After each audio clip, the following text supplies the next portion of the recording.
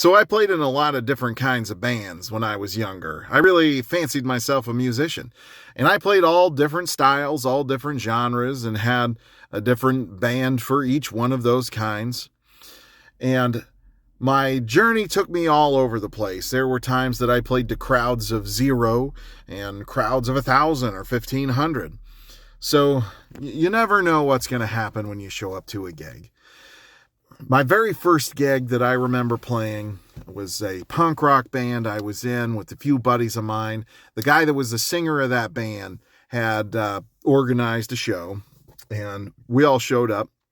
And he said, "Hey, let's play our song." We only had one song. So he said, "Let's play our song." So we had to go and like borrow gear and stuff. And let me also mention that we were young enough that our mommies had to drop us off at that gig. So, that's something.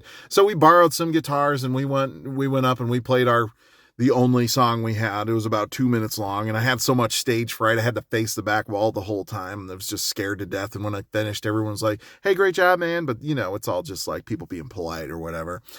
And I had lots of growth and lots of experience. I had really good shows where people came out to hear us. We had fans. I had all these different experiences over the years. The last show I ever played before I graduated college, got married, got a job, had kids, I was playing in this rock and roll and blues band. And we were just like a cover band that went and played at bars and gigged for some money on the weekends. And we got together and we had this gig set up, and it was myself on guitar and vocals, my buddy Bob Vela playing lead guitar. There was my buddy Colt on the keys, and then Mike on the bass, and Rob on the drums. That was our normal lineup. Well, for some reason this night, Rob and Mike and Colt, none of the three of them could make it. So it was just me and Bob, and we got some other guys to fill in on the bass and on the drums. And they were good players. They were professionals, they knew what they were doing. So everything was fine, but they didn't know all the songs we knew, and we didn't know all the songs they knew. So we just played a lot of 12-bar blues and tried to get through it.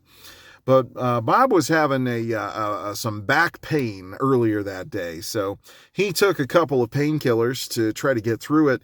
And then he proceeded to drink all night long.